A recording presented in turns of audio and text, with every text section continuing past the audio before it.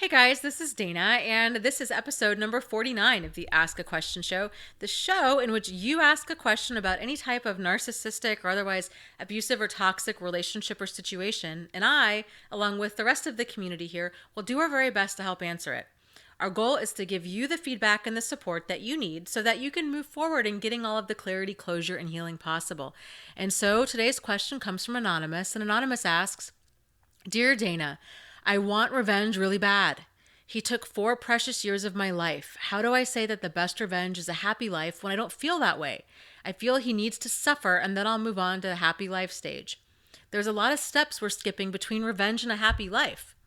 So, this is a fantastic question. And here's kind of my take on it. So, what what else would the revenge be, right? So either you decide that revenge is going to be you having an amazing life, or revenge could be you throwing your life away in negativity and trying to settle the score.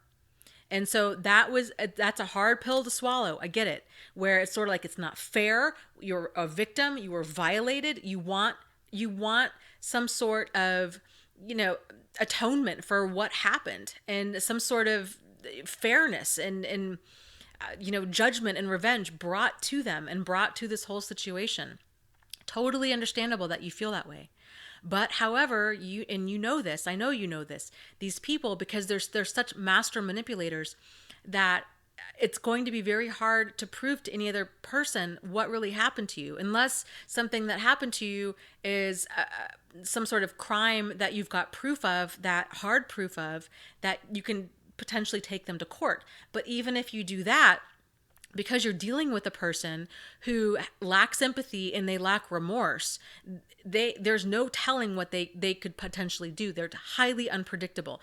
So just because they've never had a past history of violence doesn't mean that they couldn't become violent like that. And so I always encourage everybody, really err on the side of caution, plan for the worst, hope for the best. So if you are going to try to bring any type of revenge to the surface and try to get like legal help for all of this, make sure that you've got a plan in place, because it's a lot like kicking a bee's nest. You don't want to kick this and then think, okay, now what am I going to do? No, like you need to have a very well laid out plan in place, because you could very well potentially be putting yourself at risk. And if not by them, through their flying monkeys. Because these people, they're nuts and they're flying monkeys. Even if the flying monkeys were nice, normal, decent people before, their flying monkeys can be nuts.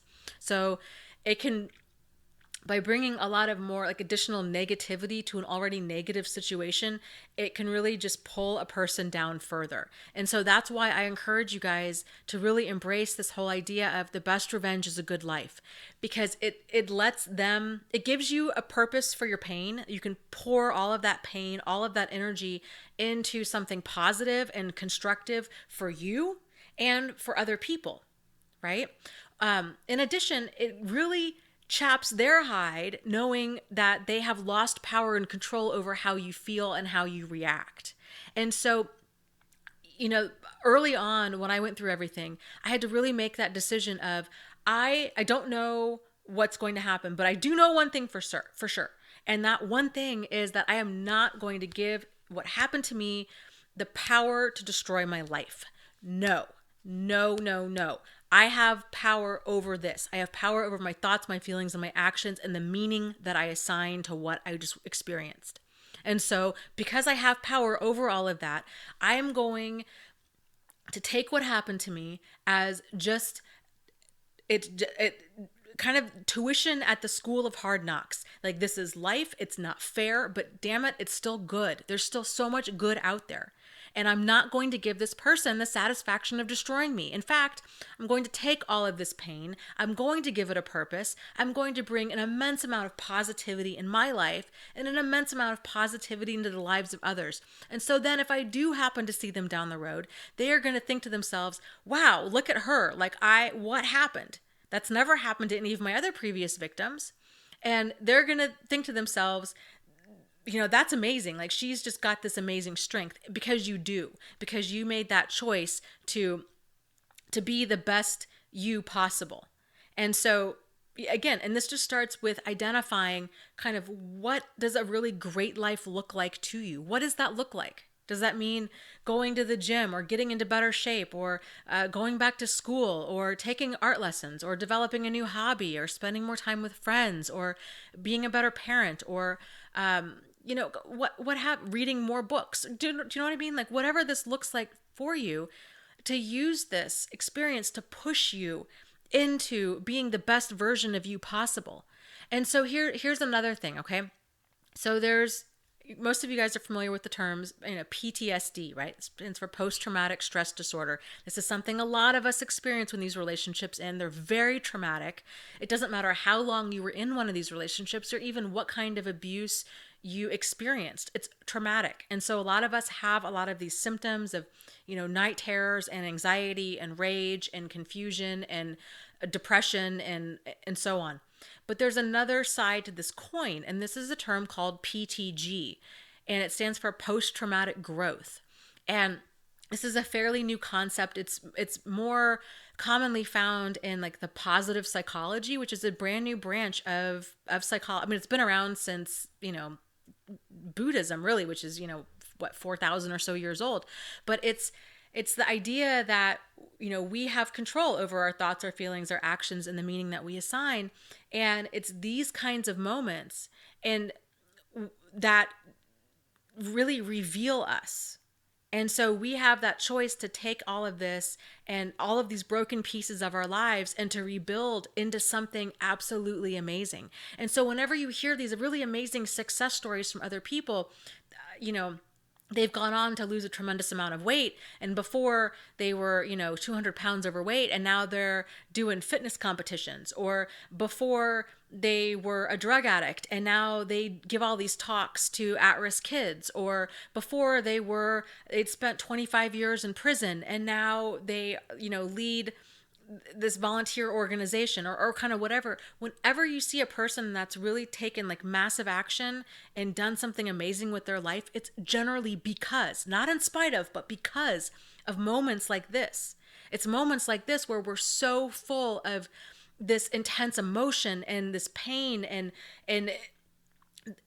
there's just this intensity that we don't know what to do with it. If you harness these feelings into something positive, girl, there is no stopping you. Do you understand that? Like, there is no stopping you.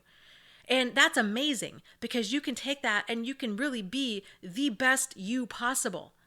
And that's really what I want for all of you guys. I want these situations to you guys to get to the place where it really reveals this amazingness of who you are.